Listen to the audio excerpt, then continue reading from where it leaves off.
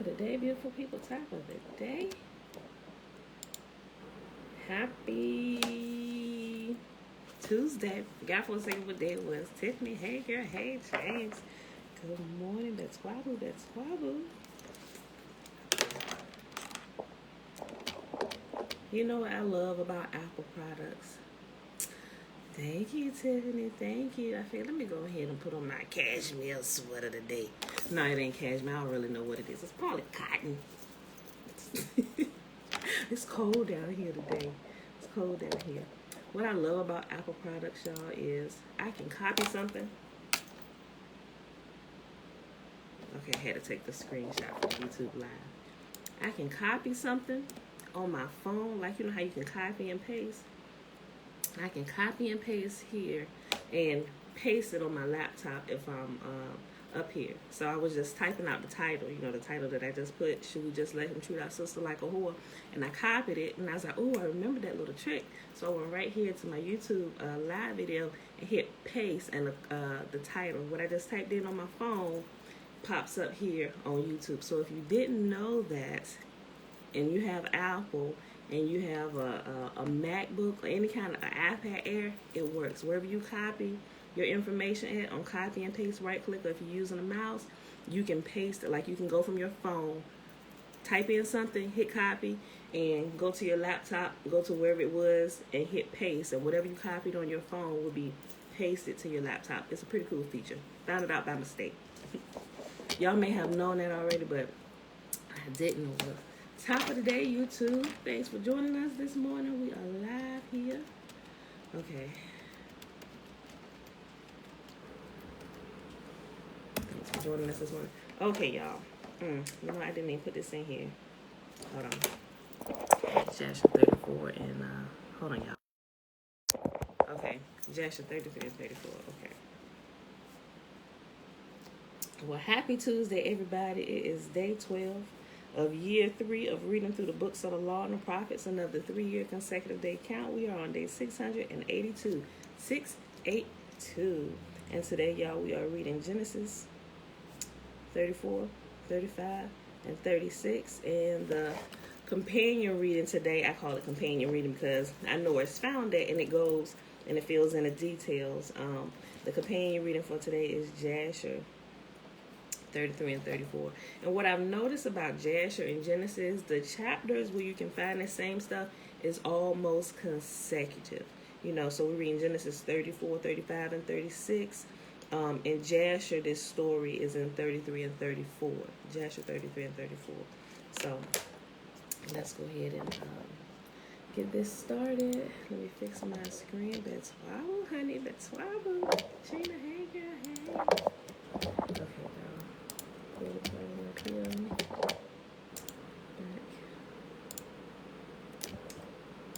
Genesis 34. Okay, y'all.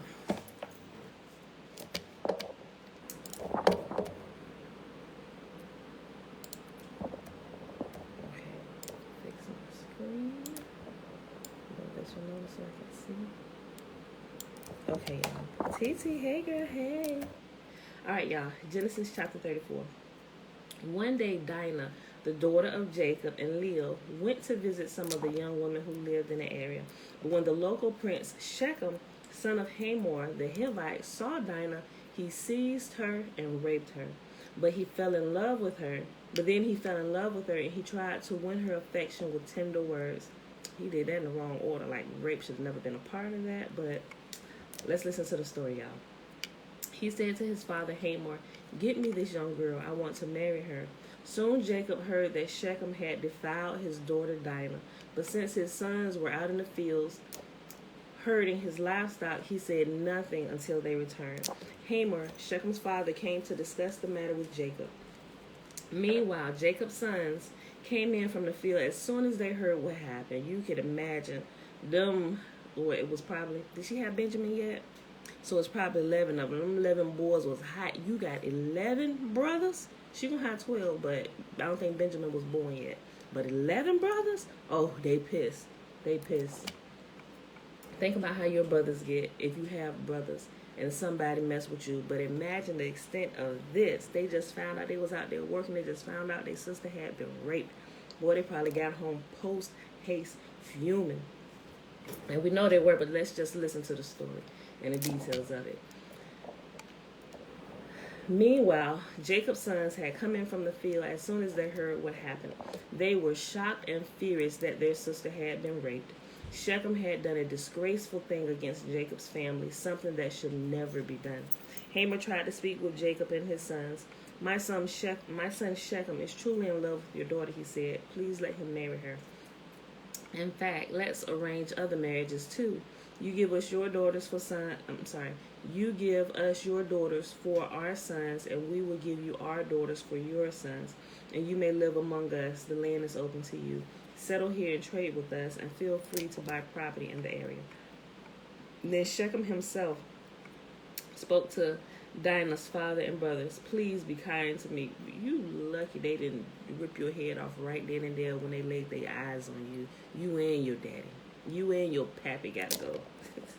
Then Shechem himself spoke to Dinah's father and brothers. Please be kind to me and let me marry her, he begged.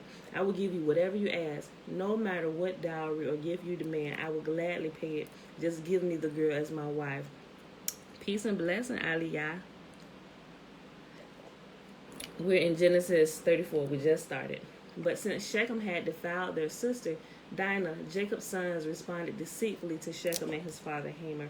They said to them, we couldn't possibly allow this because you're not circumcised. It would be a disgrace for our sister to marry a man like you. But here's a solution. If every man among you will be circumcised like we are, then we will give you our daughters, and we'll take your daughters for ourselves. We will live among you and become one people. But if you don't agree to be circumcised, we will take her and we will be on our way. Hamor and his son Shechem agreed to their proposal. Shechem wasted no time in acting on this request, for he wanted Jacob's daughter desperately. Shechem was a highly respected member of his family, and he went with his father Hamor to present this proposal to the leaders at the town gate. These men are our friends, they said. Let's invite them to live here among us and trade freely. Look, the land is large enough to hold them. We can take their daughters as wives and let them marry ours. But they will consider staying here and becoming one people with us only if our men are circumcised just as they are. Sweetie, I know you like the fabric. Don't pull on it.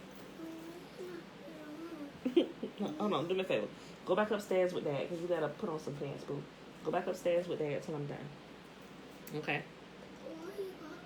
Because it's cool down here and it makes me nice and warm. That's why I got it on. All right, quit pulling on my mink, girl. Okay, y'all. These men are our friends, they said. Let's invite them to live here among us and trade freely. Look, the land is large enough to hold them. We can take their daughters as wives and let them marry ours. But they will consider staying here and becoming one people with us only if all our men are circumcised just as they are. But if we do this, all their livestock and possessions will eventually be ours. Come, let's agree to their terms and let them settle here among us. Yes, baby girl. I'll open that for you in a little bit. Go get some pants and put them on. Meanwhile, the rest of Jacob's sons arrived, finding the men slaughtered. Hold on, I'm sorry. I skipped the whole paragraph. So all the men in the town council agreed with Hamor and Shechem, and every male in the town was circumcised. But 3 days later, when their wounds were still sore, 2 of Jacob's sons, Simeon and Levi, who were Dinah's full brothers, took their swords and entered the town without opposition.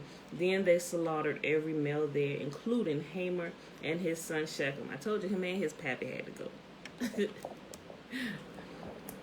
They killed them with their swords, then took Dinah from Shechem's house and returned to their camp.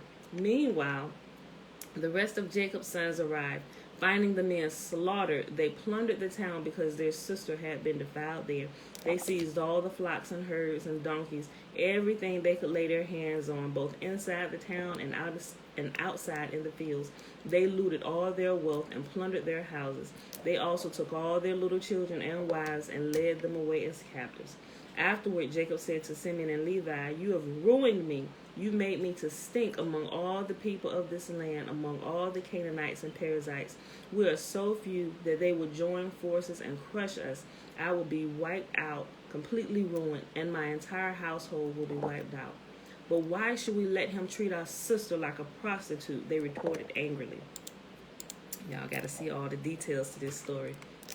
All right, Jacob chapter 35. Jacob chapter 35. Genesis chapter 35. Then Yahuah said to Jacob, get ready and move to Bethel and settle there. Build an altar there to Yahuah, who appeared to you when you fled from your brother Esau. So Jacob told everyone in his household, get rid of all your pagan idols, purify yourselves, and put on clean clothing. Now we are going to Bethel, where I will build an altar to Yahuah, who answered my prayers when I was in distress. Remember how Esau, when he was going back home, Laban had sent the men and told Esau, he fabricated the story a little bit, which rekindled Esau's anger. And Yahuah answered Jacob's prayer when he cried out to him. So on the road to Esau meeting Jacob, he ran into 4 groups of forces who had all kinds of war instruments, and he assumed them to be Jacob's men. That was the prayer that Yahuah answered when Jacob cried out when he was in distress. That's what he's talking about here. Listen. And by the time Esau had got to Jacob, all their anger on the inside of him had been extinguished for fear of his own life. And by this time, when he finally got to Jacob, he greatly feared for his own life. All right. We are going now to Bethel, where I will build an altar to Yahuah, who answered my prayers when I was in distress. He has been with me wherever I have gone. So they gave Jacob all their pagan idols and earrings, and he buried them under the great tree near Shechem. As they set out, a terror from Yahuah spread over the people in all the towns of that area, so that no one attacked Jacob's family. Imagine, y'all, just imagine. Yahuah said, have y'all ever heard Yahuah say to y'all that wherever you go, he would be with you? Imagine if we constantly remembered that. If we constantly remembered that Yahuah is gracious to us and he has our back and he will be with us wherever we go. Just like Jacob had faith to tell them, listen, y'all say he was going to be with me wherever I go. Nobody's going to attack me and nobody's going to attack my family. He's going to keep us all. Everything in my possession, under my care, all that concerns me, he is going to keep, right? Imagine if we went about our day just like that, knowing that peace, that Yahuah has our back, and when we cry out to him, he answers us. Listen to this. How can I say this? And even in that peace that we have, Yahuah goes before us, and I like to use this word, he terrorizes, not necessarily terrorizes, but the terror of Yah rests on the people that you come into the presence to, and they fear you greatly. Listen. So they gave Jacob all their pagan idols and earrings, and he buried them under the great tree near Shechem. As they set out, a terror from Yahuah spread over the people in all the towns of their area, so no one attacked Jacob's family. Eventually, Jacob and his household arrived at Luz, also called Bethel in Canaan. Jacob built an altar there and named the place El Bethel, which means Yahuah of Bethel, because God had appeared to him there when he was fleeing from his brother Esau. Soon after this, Rebekah's old nurse Deborah died. She was buried beneath the oak tree in the valley below Bethel. Ever since, the tree has been called Alon Baku, which means oak of weeping. Now that Jacob had returned from Paddan Aram, Yahuah appeared to him again at Bethel. Yahuah blessed him, saying, your name is Jacob, but you will not be called Jacob any longer. From now on, your name will be Israel. So Yahuah renamed him Israel. Yes, baby girl.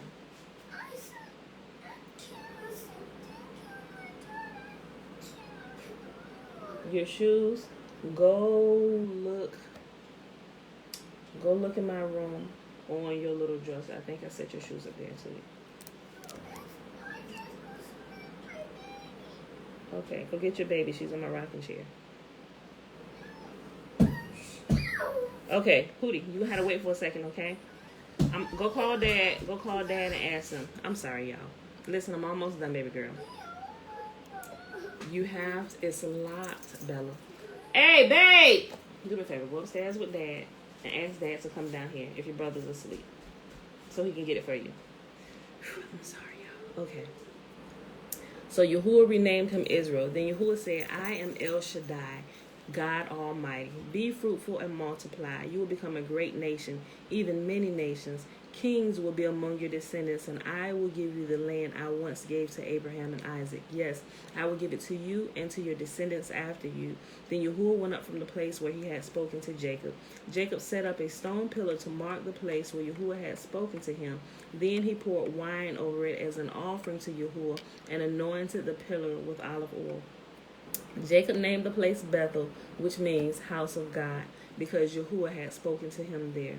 Leaving Bethel, Jacob and his clan moved on toward Ephrath, but Rachel went into labor while they were still some distance away. Her labor pains were intense. After a very hard delivery, the midwife finally exclaimed, Don't be afraid, you have another son. Rachel was about to die, but with her last breath, she named the baby Ben-Oni, which means son of my sorrow. The baby's father, however, called him Benjamin, which means son of my right hand. So Rachel died and was buried on the way to Ephrath, which is Bethlehem. Jacob set up a stone monument over Rachel's grave, and it can be seen there to this day. Now let me bring out something. Remember when Laban came and found them on the road after they had just fled to go back to Jacob's homeland, and he came looking for his gods? And he said, let whoever has stolen your God, let them die. Rachel died before her time. And you know what? She did not even get buried on the cave. She didn't get buried in the cave or the grave plot where all the great ancestors were. Remember, there was a specific plot that Abraham had purchased that was passed down. And she did not get even buried. She did not even get buried there. She was just buried along the way. I mean, they could have went to the place and buried her, but they didn't. You know, there could have been circumstances mitigating that or keeping that from happening. But I truly believe it's because of what she did. Even though she thought she was doing something right to keep her husband and her family safe from her father, but Jacob had spoken before he knew his wife, especially the wife that he loved, actually had taken what her father was looking for. So what Jacob had spoken has come to pass right here with his last child, Benjamin. And she died on the way. But guess what? Leah was buried right beside Jacob. Right beside Jacob in the cave, in the plot of land, in the burial site that was purchased and passed down. So she was buried beside Jacob. And remember, she was his first wife. She was the wife who had chosen, right? Okay. Yisrael knew his sons weren't going to take that easy, especially when it comes to their sister Dinah. But all this was the Most High to root them out of the land that belongs to them that Canaan stole. Yes, you're absolutely right, Aliyah. You're absolutely right. Yisrael was not laying down, you know. And his sons, Jacob, for those that don't know what Yisrael is, I think everybody on Facebook know because I used to say it all the time. Yisrael is the proper term for Israel. Matter of fact, if you listen to people from India in that area who are actually speaking, not the ones that's on TV for show and in the news and stuff, but you will hear them when they refer to Israel, they will call Israel Yisrael. You know, and it blew my mind. I was like, oh, snap. Oh, you know, so I thought it was pretty cool actually hearing them. It was actually people from India when they were talking about Israel, you would hear them say Yisrael. Okay. Then Jacob traveled on the camp beyond Midal Edgar. While he was living there, Reuben had intercourse with Bilhah, his father's concubine, and Jacob soon heard about it. These are the names of the 12 sons of Jacob. The sons of Leah were Reuben, Jacob's oldest son, Simeon, Levi, Judah, Issachar, and Zebulun. The sons of Rachel were Joseph and Benjamin. The sons of Bilhah, Rachel's servant, were Dan and Naphtali. The sons of Zilpah, Leah's servant, were Gad and Asher. And remember, Dinah was also the son of Leah and Jacob. These are the names of the sons who were born to Jacob at Paddan Aram. So Jacob returned to his father Isaac in Mamre, which is near Kiriath Arba, now called Hebron, where Abraham and Isaac both have lived as foreigners. Isaac lived for 180 years. Then he breathed his last and died at a ripe old age, joining his ancestors in death, and his sons Esau and Jacob buried him. Okay, our last chapter for today in Genesis, and then we're going to jump into Jasher 33 and 34 to fill in all the missing pieces of this story about the details of what happened right after Dinah got raped and what the band of brothers did, boy. This is the account of the descendants of Esau, also known as Edom. Remember, anytime you hear Edom in the Bible, it's also Esau, but it's also Kittim or Chittim. So anytime you hear Esau, Edom, Chittim, Kittim, it's talking about the same people. They just change the names over time. Okay, this is the account of the descendants of Esau, also known as Edom. Esau married two young women from Canaan, Ada, the daughter of Elon the Hittite, and Oholibamah, the daughter of Anna and granddaughter of Zibeon the Hivite. He also married his cousin Basemath, who was the daughter of Ishmael and the sister of Nebael. Ada gave birth to a son named Eliphaz for Esau. Basemath gave birth to a son named Ruel. Oholibamah gave birth to sons named Jeus, Jalam, and Korah. I'm sorry, y'all, I screw these names up. I'm not that good with pronouncing them all properly. All these sons were born to Esau in the land of Canaan. Esau took his wives, his children, and his entire household, along with his livestock and cattle, all the wealth he had acquired in the land of Canaan, and moved away from his brother Jacob. There was not enough land to support them both because of all the livestock and possessions they had acquired. So Esau, also known as Edom, settled in the hill country of Seir. This is the account of Esau's descendants, the Edomites who lived in the hill country of Seir. These are the names of Esau's sons: Eliphaz, the son of Esau's wife, Ada, and Ruel, the sons of Esau's wife, Basemath. The descendants of Eliphaz were Teman, Omar, Zipho, Gatam, and Kenaz. Timnah, the concubine of Esau's son Eliphaz, gave birth to a son named Amalek. These are descendants of Esau's wife, Ada. The descendants of Ruel were Nahath, Zerah, Shammah, and Mizah. These are the descendants of Esau's wife, Basemath. Esau also had sons through Oholibamah, the daughter of Anna and granddaughter of Zibeon. Their names were Jeush, Jalam, and Korah. These are the descendants of Esau who became the leaders of various clans. The descendants of Esau's oldest son, Eliphaz, became the leaders of the clans of Teman, Omar, Zepho, Kenaz, Korah, Gatam, and Amalek. These are the clan leaders in the land of Edom who descended from Eliphaz. All these were descendants of Esau's wife, Ada. The descendants of Esau's son Ruel became leaders of the clans of Nahath, Zerah, Shammah, and Mizah. These are the clan leaders in the land of Edom who descended from Ruel. All these were descendants of Esau's wife, Basemath. Let me just mention something here, y'all. When y'all go through and y'all actually start reading, don't skip over the genealogies. They put them there, for one, it's a roadmap so you can kind of track back if you decide to look into all that. But it will help you immensely. You can kind of put some pieces together. I know I didn't realize that when I first started, reading through the Bible. I'm like, oh my gosh, you got all these darn names.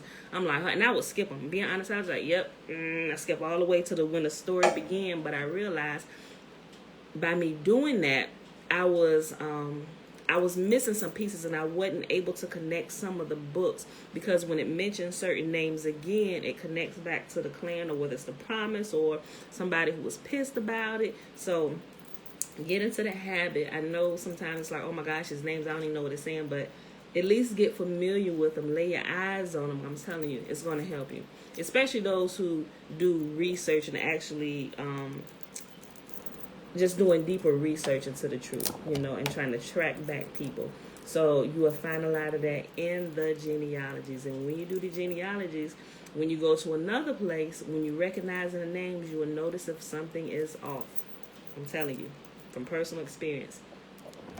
The descendants of Esau and his wife, Oholibamah, became the leaders of the clans of Jeush, Jalam, and Korah. These are the clan leaders who descended from Esau's wife, Oholibamah, the daughter of Anna. These are the clans descended from Esau, also known as Edom. Remember how it keeps repeating, also known as Edom. Esau is also known as Edom. Identify their clan by leaders. These are the names of the tribes that descended from Seir the Horite. They lived in the land of Edom: Lotan, Shobal, Zibeon, Anna, Dishan, Ezer, and Dishan. These are the Horite clan leaders, the descendants of Seir who lived in the land of Edom. The descendants of Lotan were Hori and Heman. Lotan's sister was named Timnah. The descendants of Shobal were Alvan, Manahath, Ebal, Shephel, and Onam. The descendants of Zibeon were Aya and Anna. This is the Anna who discovered the hot springs in the wilderness while he was grazing his father's donkeys. The descendants of Anna were his son Dishan and his daughter Oholibamah. The descendants of Dishan were Himdan, Ishban, Ithran, and Kuran. The descendants of Ezer were Bilhan, Zavan, and Achan. The descendants of Dishan were Uz and Aran. So these were the leaders of the Horite clans: Lotan, Shobal, Zibeon, Anna, Dishan, Ezer, and Dishan. The Horite clans are named after their clan leaders who lived in the land of Seir. So the clans were named after their leaders. So like perfect like I do my name Murphy tribe. My husband's last name is Murphy. When we got married, I took his last name. So on our social media and stuff, our name is Murphy tribe. We're identified by our leader, so to speak. You know, I figured it was a good example. But if not, I'm sorry. Forgive me. I was just trying to think of a good example. All right. These are the kings who ruled in the land of Edom before any king ruled over the Israelites.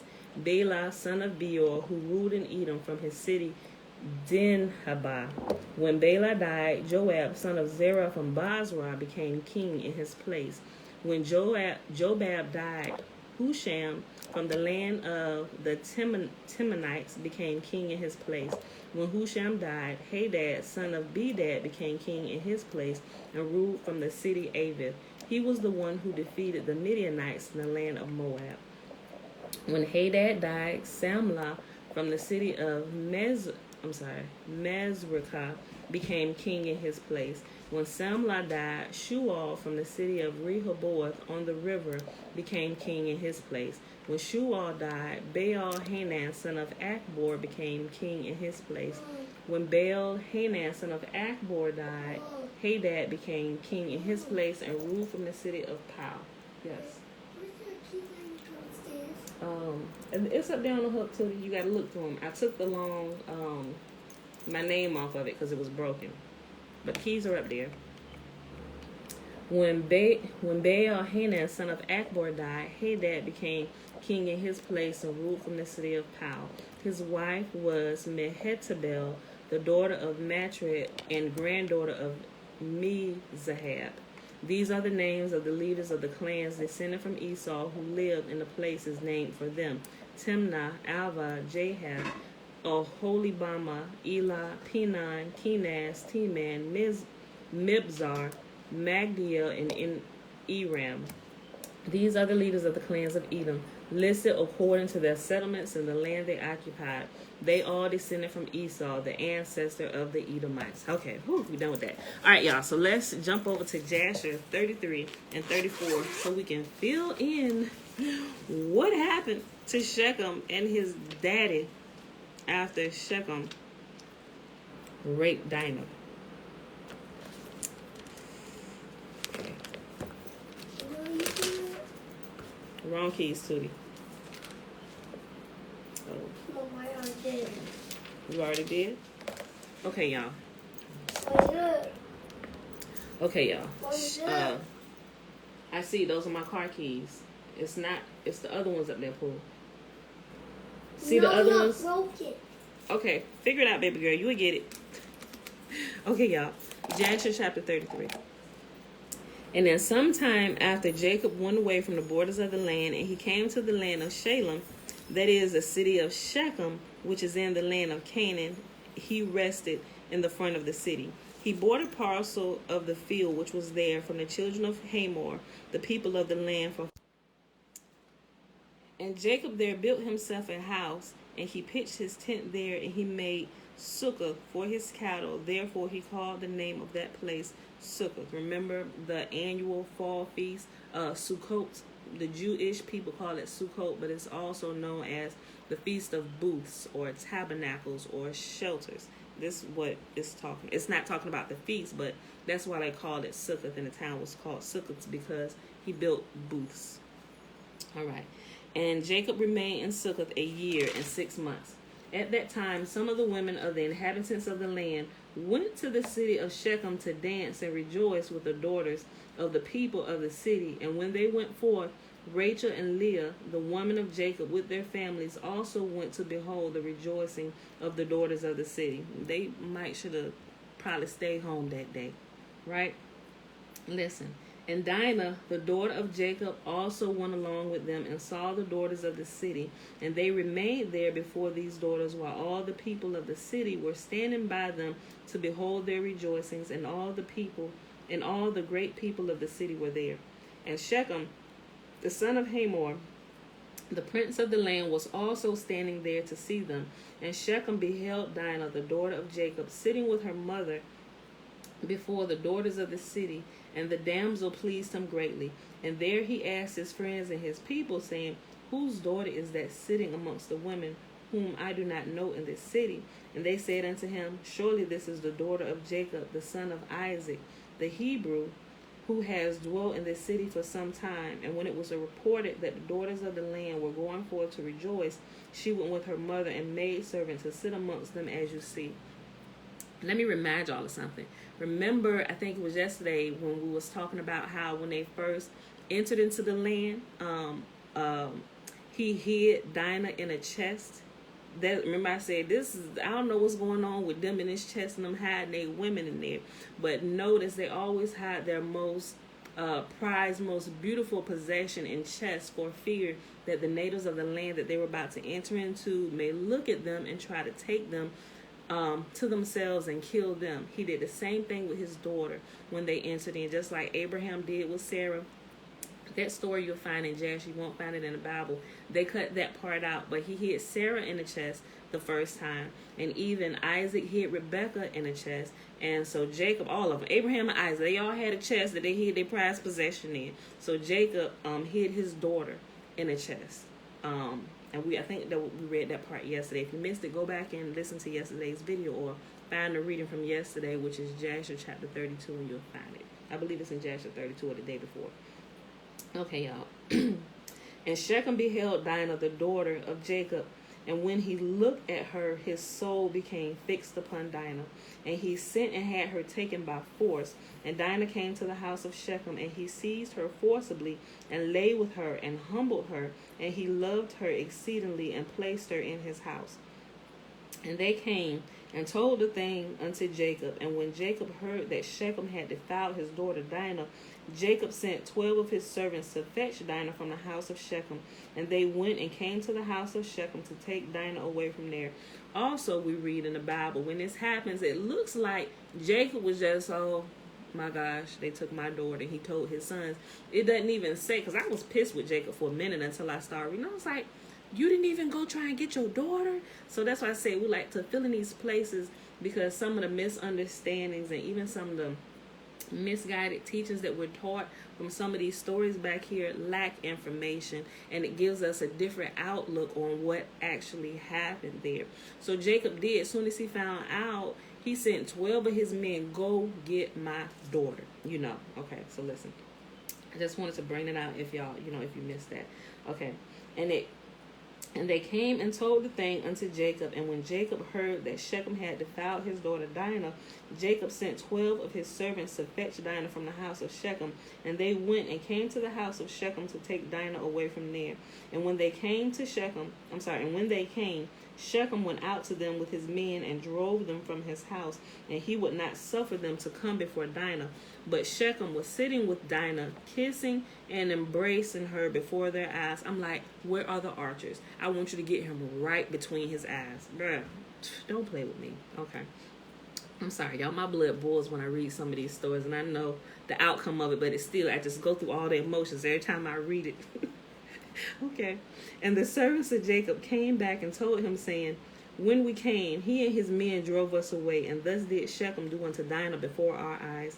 And Jacob knew, moreover, that Shechem had defiled his daughter, but he said nothing, and his sons were feeding his cattle in the field, and Jacob remained silent till their return.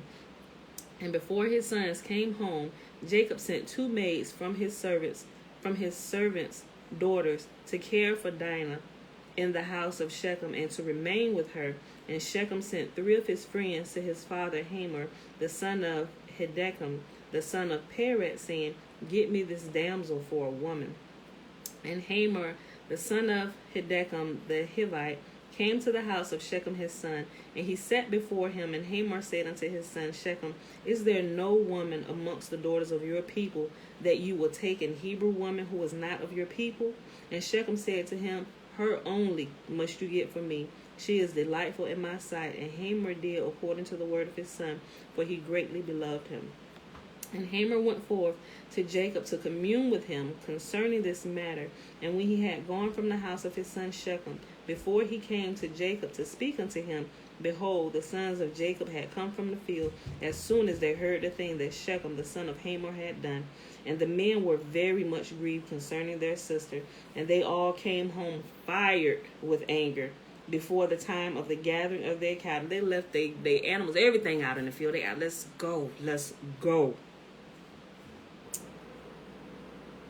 And the time came and set before their, and they came and set before their father, and they spoke unto him, kindled with wrath, saying, surely death is due to this man and his household, because Yahuah, Elohim of the whole earth, commanded Noah and his children that man shall never rob nor break wedlock. Now behold, Shechem has both ravaged and committed fornication with our sister, and not one of all the people of the city spoke a word to him.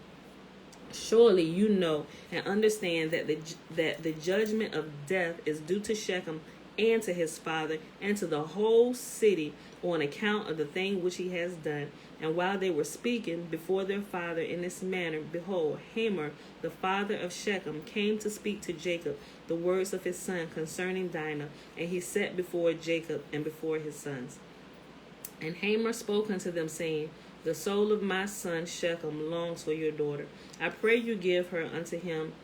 I pray you give her unto him for a woman, and intermarry with us. Give us your daughters, and we will give you our daughters, and you shall dwell with us in our land, and we will be as one people in the land.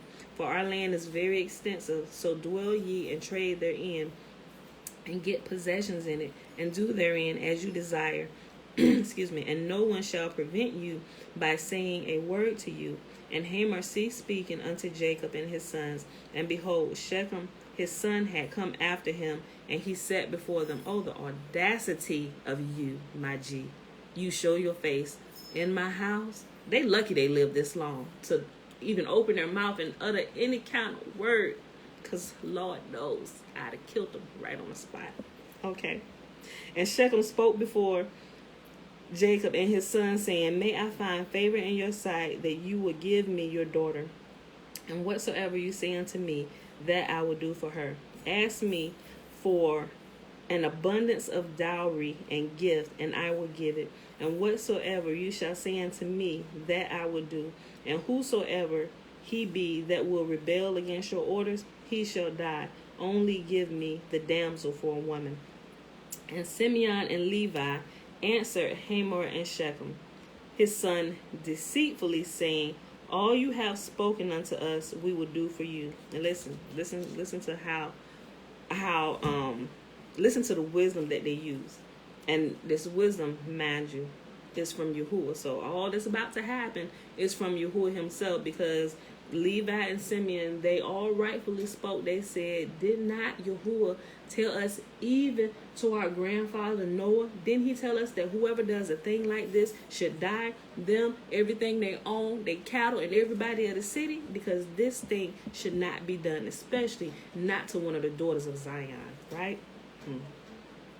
Only if we knew, only if the daughters of Zion today knew, first of all, that they are the daughters of Zion, and all that is being done to their offspring, we could stop what we're doing right now and turn to Yah and cry out to him, and he would show up. But the daughters of Zion today, most still don't know that we are the daughters of Zion. They don't know. Man. And behold, our sister is in your house, but keep away. I'm sorry, let me go back to 29. And Simeon and Levi answered Hamor and Shechem, his son, deceitfully, saying, all you have spoken unto us, we will do for you. And behold, our sister is in your house, but keep away from her until we send to our father Isaac concerning this matter. For we can do nothing without his consent. For he knows the ways of our father Abraham, and whatsoever he says unto us, we will tell you. We will conceal nothing from you. And Simeon and Levi spoke this unto Shechem and his father, in order to find a pretext and to seek counsel what was to be done to Shechem and to his city in this manner.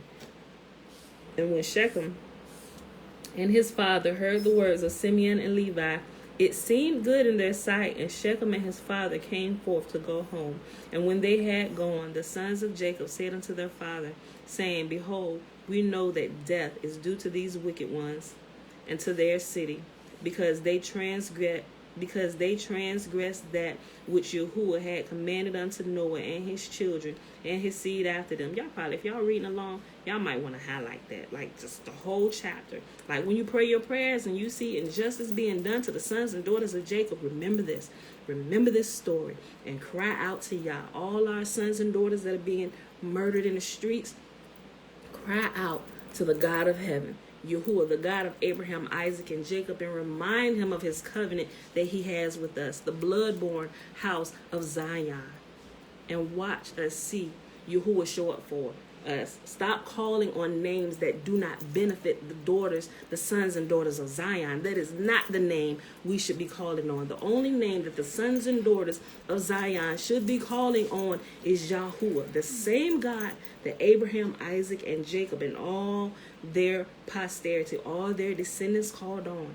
We should call on him, call on that name, and watch things begin to change. And also, because Shechem did this thing to our sister Dinah, and defiling her, for such vileness shall never be done amongst us. Now therefore know and see what you will do, and seek counsel and pretext what is to be done unto them, in order to kill all the inhabitants of this city. And Simeon, what is that boy name? Okay. If y'all reading along in the Sefer, you will notice that I'm using the names that everybody is familiar with.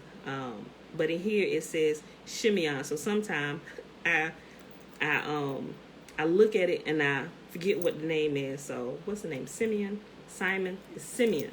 Okay. Simeon and Levi. Okay. I'm sorry. Let me go back. Now therefore, know and see what you would do, and seek counsel and pretext what shall be done to them, in order to kill all the inhabitants of this city. And Simeon said to them, here is a proper advice for you. Tell them to circumcise every male amongst them as we are circumcised.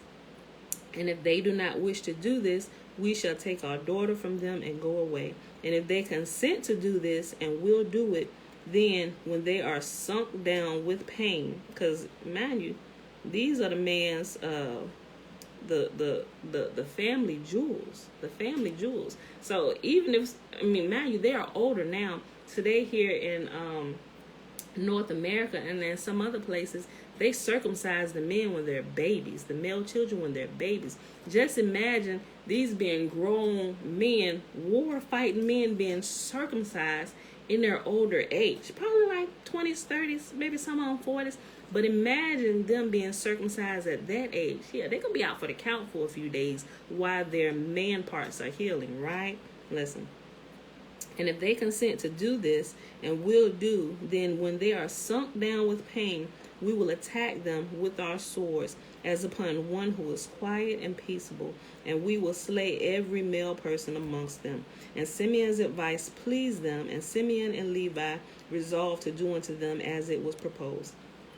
On the next morning, Shechem and Hamor his father came again unto Jacob and his sons to speak concerning Dinah, and to hear what answer the sons of Jacob would give to their words.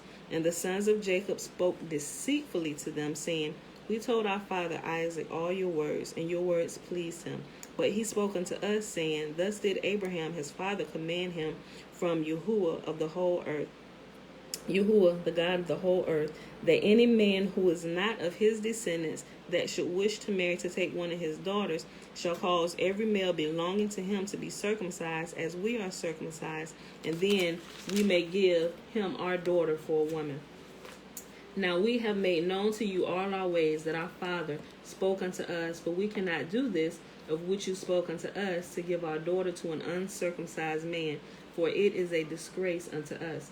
But herein will we consent to you to give you our daughter, and we will also take unto ourselves your daughters, and we will dwell amongst you and be as one people as you have spoken. If you will hearken unto us and consent to be like us, to circumcise every male belonging to you as we are circumcised. And if you will not hearken unto us, to have every male circumcised as we are circumcised, as we have commanded, then we will come to you and take our daughter from you and go away. And Shechem and his father Hamor heard the words of the sons of Jacob, and the thing pleased them exceedingly. And Shechem and his father Hamor hastened to do the wishes of the sons of Jacob. For Shechem was very fond of Dinah, and his soul was riveted to her. And Shechem and his father Hamor hastened to the gate of the city, and they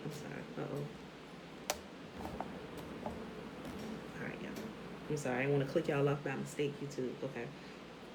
And Shechem and his father Hamor hastened to the gate of the city, and they assembled all the men of their city, and spoke unto them the words of the sons of Jacob, saying, We came to these men, the sons of Jacob, and we spoke unto them concerning their daughter, and these men will consent to do to our wishes, and behold, our land is of great extent for them, and they will dwell in it and trade in it, and we shall be one people. We will take their daughters, and our daughters we will give unto them for women. But only on this condition will these men consent to do this thing, that every male amongst us be circumcised as they are circumcised, as their God commanded them. And when we shall have done according to their instructions to be circumcised, then will they dwell among us, together with their cattle and possessions, and we shall be as one people with them. And when all the men of the city heard the words of Shechem and his father Hamor, then all the men of the city were agreeable to this proposal, and they obeyed to be circumcised. For Shechem and his father were greatly esteemed by them, being the princes of the land. And on the next day, Shechem and Hamor his father rose up early in the morning, and they assembled all the men of their city into the middle of the city, and they called for the sons of Jacob, who circumcised every male belonging to them on that day and the next. And they circumcised Shechem and Hamor his father, and the 5 brothers of Shechem. And then everyone rose up and went home, for this thing was from Yahuah against the city of Shechem. And from Yahuah was Simeon's counsel in this manner, in order that Yahuah might deliver the city of Shechem into the hands of Jacob's 2 sons. Okay, y'all. Jasher chapter 34. Now it's about to get into it, y'all. Okay, let me just highlight this real quick. Jasher chapter 34. And the number of all the males that were circumcised were 645 men and 246 children.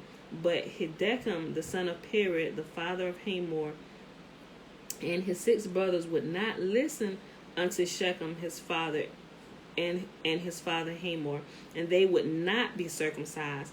For the proposal of the sons of Jacob was loathsome in their sight, and their anger was greatly roused at this, that the people of the city had not hearkened to them. And in the evening of the 2nd day they found 8 small children, who had not been circumcised, for their mothers had concealed them from Shechem and his father Hamor, and from the men of the city.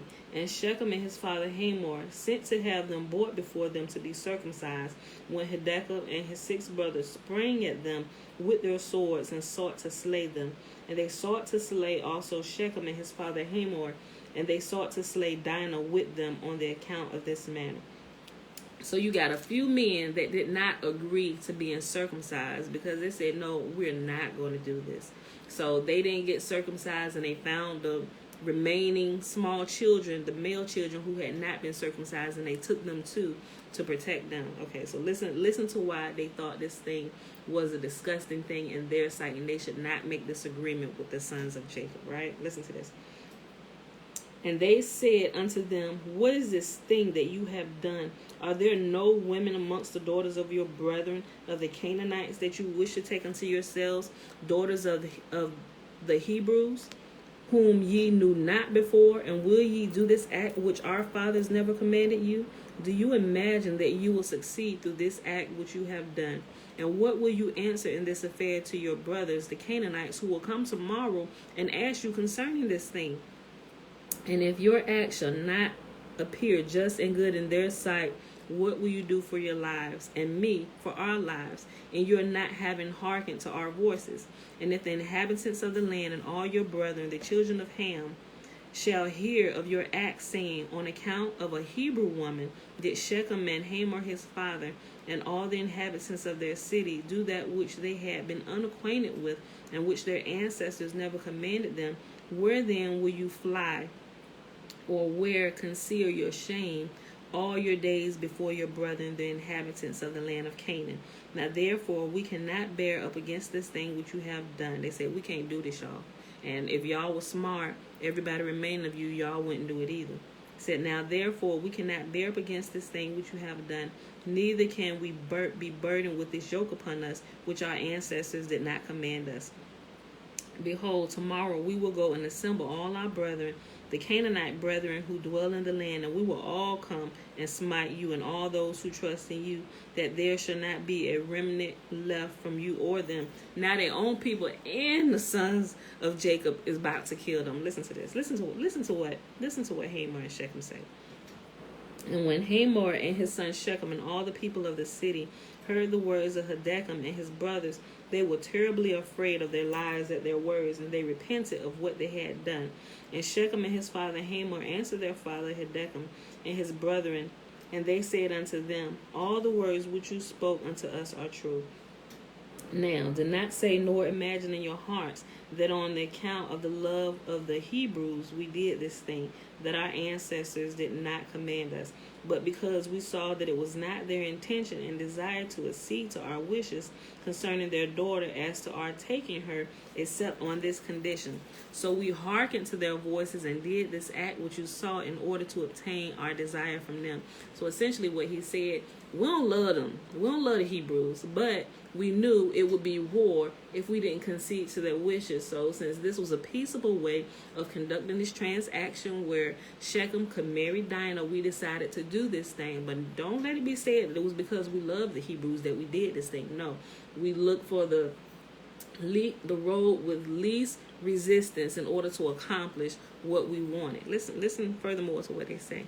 And when we shall have obtained our request from them, we will then return to them and do unto them that which you say unto us. So what he's saying is to them, he said, once we do this and this is done, we essentially going to go back on our word, and we're going to go in there and we pretty much going to take them out, and we're going to steal all their possessions. But Yahuah has foresight, and he knew all of this ahead of time. That's why the counsel that Simeon and Levi came up with to slaughter the whole city, it came directly from Yah, right? So Yahuah is directly behind the affairs of the sons of men on earth. Remember, just like Daniel said, Yahuah rules in the kingdom of men. Never forget that. Doesn't matter who's in charge, what kingdom, what continent you're on, who's in charge.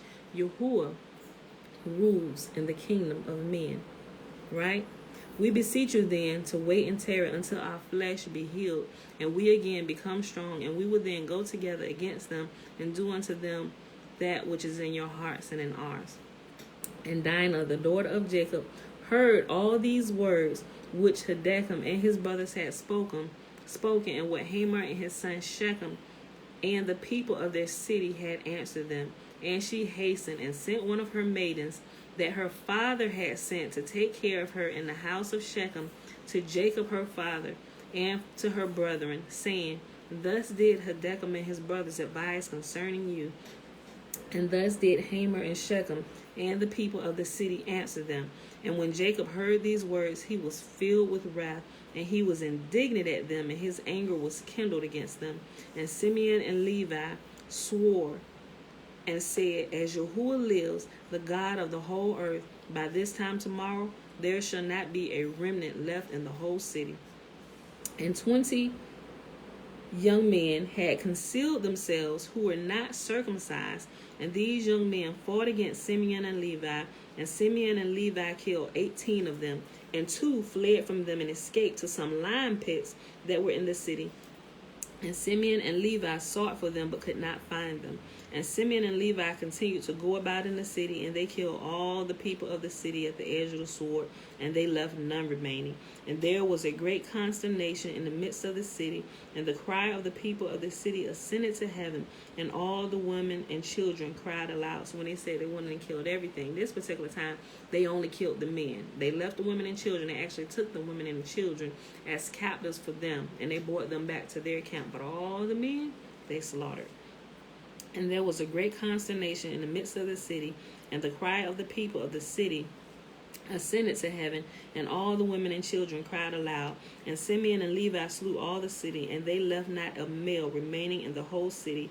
And they slew Hamor and Shechem his son at the edge of the sword, and they brought Dinah away from the house of Shechem, and they went from there. She probably was like, about time. I've been waiting for y'all. She knew they was coming for her. And the sons of Jacob went and returned and came upon the slain and spoiled all their property which was in the city and the field. And another thing, let me just throw my 2 brown pennies in here, my 2 cents worth. I also personally think that a lot of this was not canonized, first of all, because the true sons and daughters of Jacob would realize, wait a minute, this is talking about us. This is talking about our folk.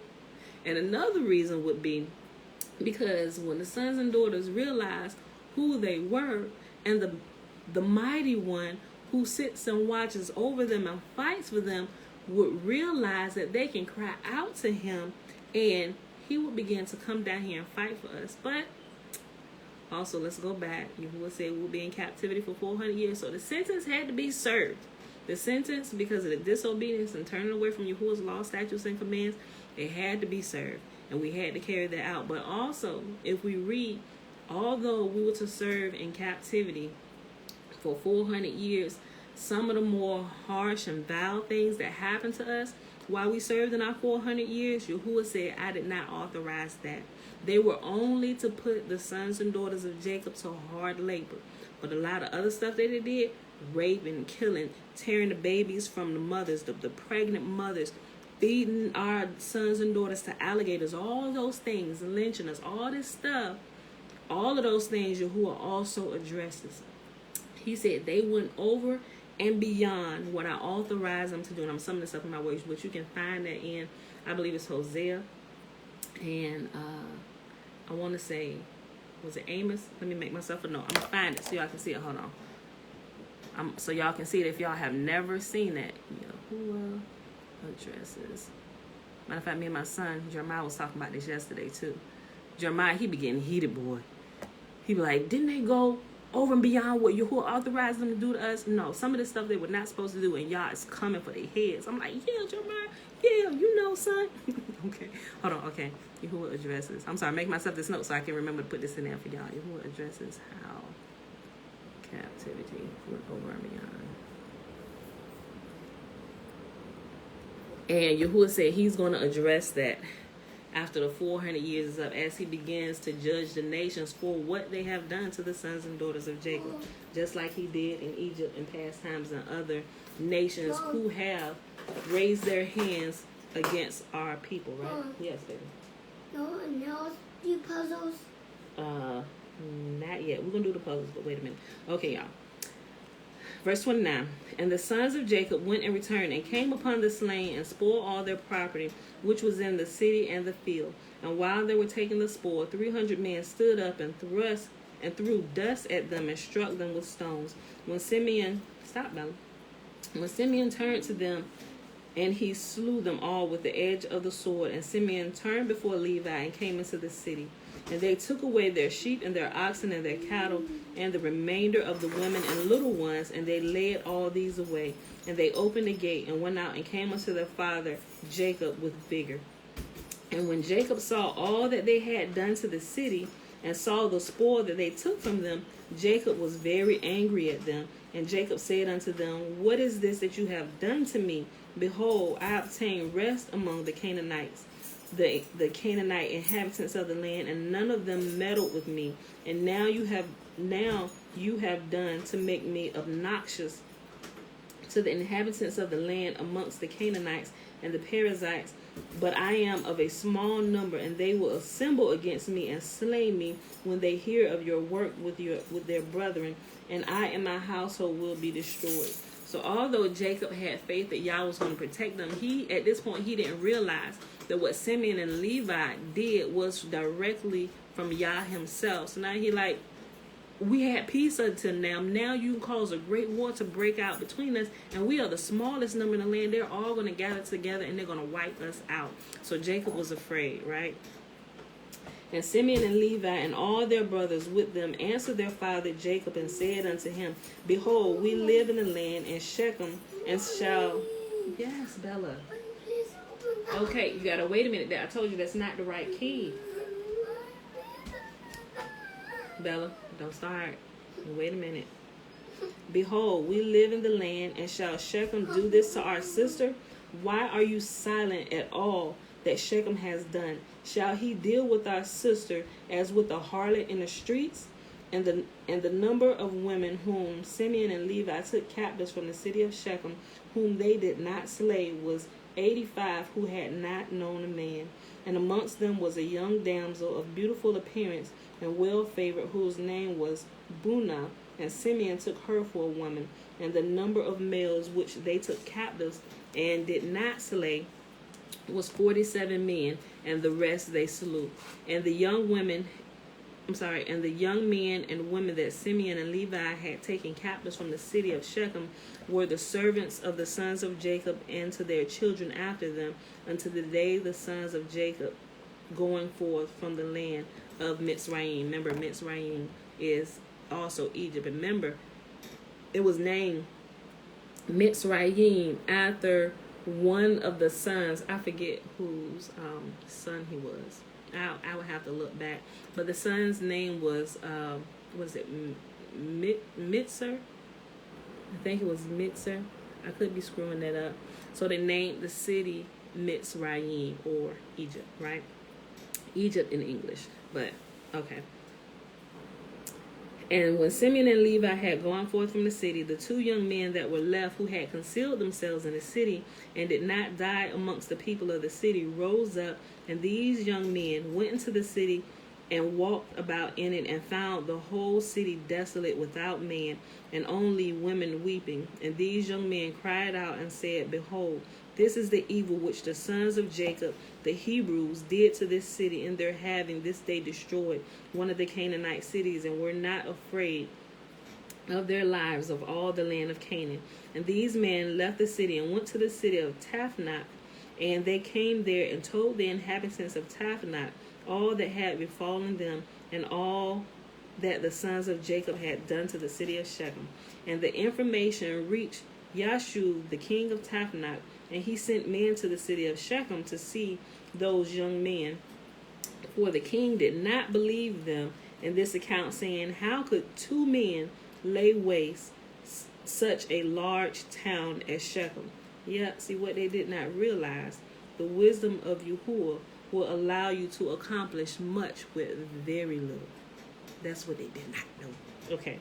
And the messengers of Jasher came back and told him, saying, We came into the city, and it is destroyed. There is not a man there, only weeping women.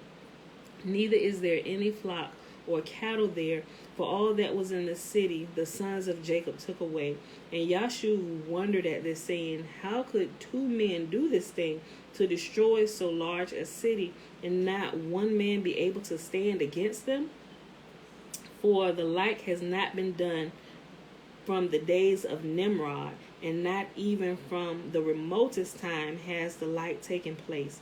And Jasher, king of Taphanach, said to his people, Be courageous, and we will go and fight against these Hebrews, and do unto them as they did unto the city, and we will avenge the cause of the people of the city. And Jasher, king of Taphanach, consulted with his counselors about this matter, and his advisors said unto him, Alone you will not prevail over the Hebrews, for they must be powerful to do this work to the whole city. And if 2 of them laid waste the whole city, and no one stood against them, surely if you will go against them, they will all rise against us and destroy us likewise. But if you will send to all the kings that surround us, and let them come together, then we will go with them and fight against the sons of Jacob. Then you will prevail against them. And Jasher heard these words of his counselors, and their words pleased him and his people, and he did so. And Jasher, the king of Taphanach, sent to all the kings of the Amorites that surrounded Shechem and Taphanach, saying, Go up with me and assist me, and we will smite Jacob the Hebrew and all his sons, and destroy them from the earth. For thus he did do to the city of Shechem, and do you not know of it? And all the kings of the Amorites heard the word that the sons of Jacob had done to the city of Shechem, and they were greatly astonished at them. And the 7 kings of the Amorites assembled with all their armies, about 10,000 men with drawn swords, and they came to fight against the sons of Jacob. And Jacob heard that the kings of the Amorites had assembled to fight against his sons, and Jacob was greatly afraid, and it distressed him. And Jacob exclaimed against Simeon and Levi, saying, What is this act that you did? Why have you injured me to bring against me all the children of Canaan to destroy me and my household? For I was at rest, even I and my household, and you have done this thing to me, and provoked the inhabitants of the land against me by your proceedings. And Judah answered his father, saying, Was it for naught that my brothers Simeon and Levi killed all the inhabitants of Shechem? Surely it was because Shechem had humbled our sister and transgressed the command of our God to Noah and his children. For Shechem took our sister away by force and broke wedlock with her. And Shechem did all this evil, and not one of the inhabitants of this city interfered with him to say, Why will you do this? Surely for my brothers we went. Surely for this my brothers went and smote the city, and Yahuah delivered it into their hands, because its inhabitants had transgressed the commands of our God.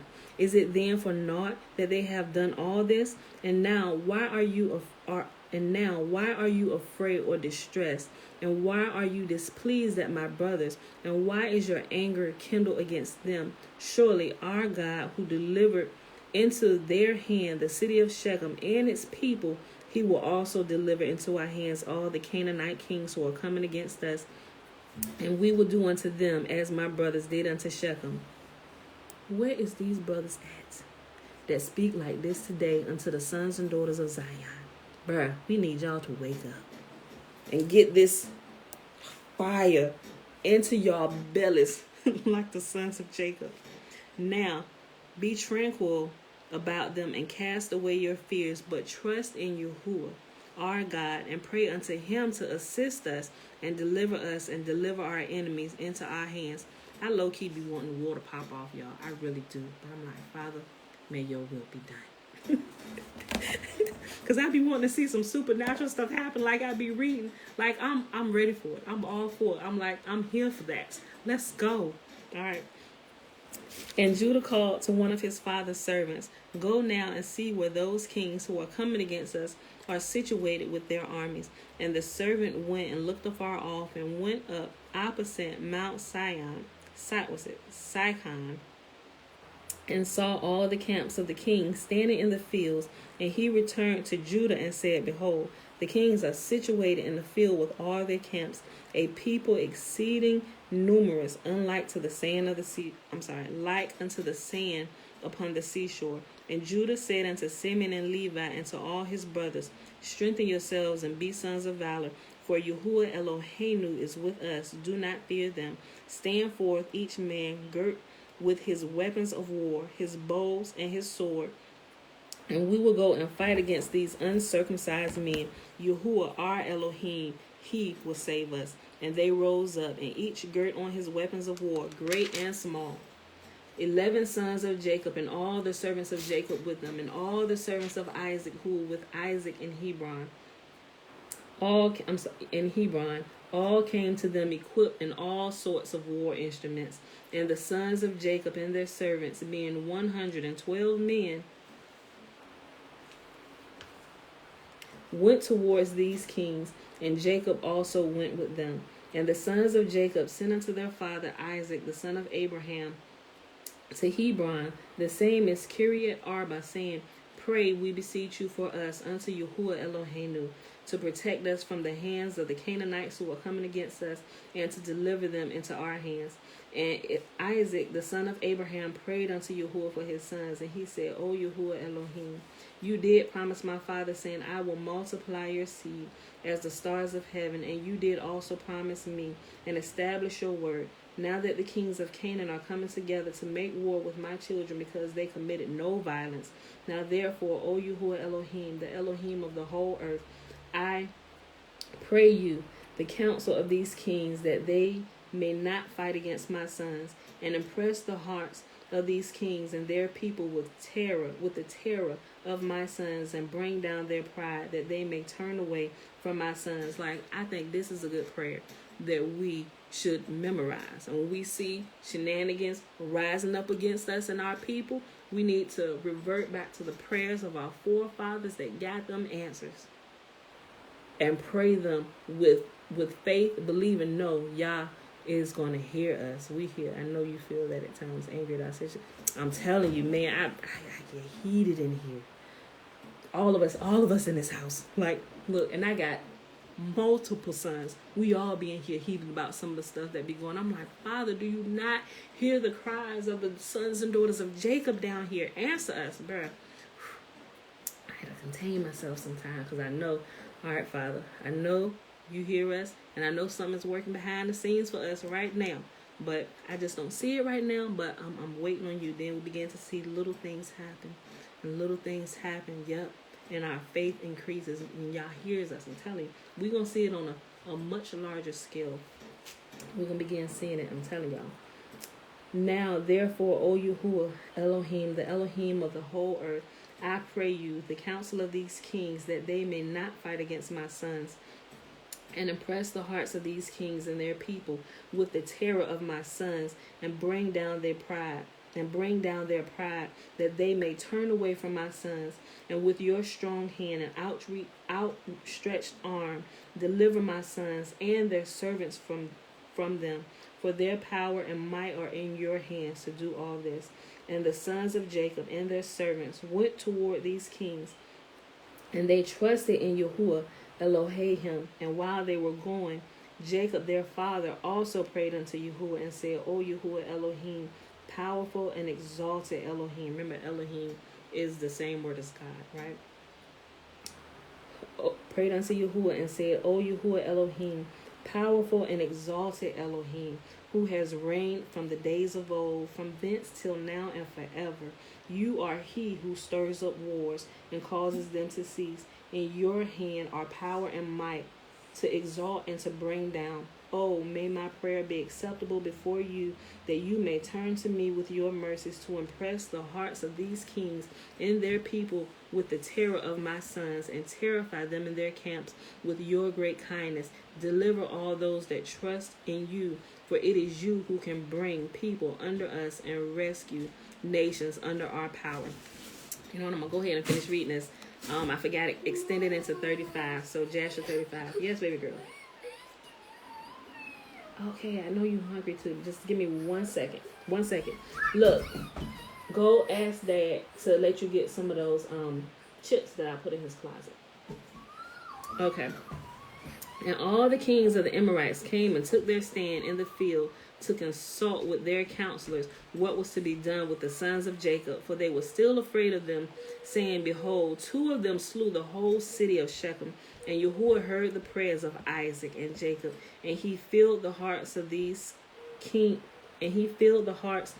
all these kings' advisors with great fear and terror, that they unanimously exclaimed, Are you silly this day? Or is there no understanding in you that you will fight with the Hebrews? And why will you take a delight in your own destruction this day? Behold, 2 of them came to the city of Shechem without fear or terror, and they killed all the inhabitants of the city, that no man stood up against them. And how will you be able to fight with them all? Surely you know that their God is exceedingly fond of them. I like that. I'm going to start using that. Surely you know that our God is exceedingly fond of us. That's why, Blue Thailand. That's why, Blue. Our deliverance is nigh, because the Most High like to do things on a big scale, so that the world will know that we're his sons and daughters, like the time of our first exodus. Yes, I agree 100%. Surely you know that their Elohim, or their God, is exceedingly fond of them, and has done mighty things for them, such as has not been done from the days of old, and amongst all the gods of the nations. There is no one that can do like unto his mighty deeds. Surely he delivered their father Abraham, the Hebrew, from the hand of Nimrod, and from the hand of all of his people, who had many times sought to slay him. He delivered him also from the fire in which King Nimrod had cast him, and his Elohim delivered him from it. Okay, he's talking about Abraham. If y'all did not read that, remember, the only time we hear about people being thrown into a fire is in the book of Daniel with King Nebuchadnezzar, when he threw Meshach, Shadrach, and Abednego into the flaming furnace. That was not the first time that happened. That actually happened to Abraham and his brother Haran. Haran died. I think it was Haran died, but Abraham lived. But y'all got to go back and read that. Nimrod was exceedingly wroth with Abraham. He was exceedingly wroth with Terah, Abraham's father, because Nimrod originally thought that he had killed Abraham when he was a baby, because that they heard that there was going to be some great like some, in words, they didn't say deliver, but there was going to be somebody great that was born that would be like the leader of the Hebrews or whatever. And Nimrod was looking out for that, because remember, Nimrod was the king of the entire earth, and he didn't want anybody to come usurping his authority. So he was looking for that baby.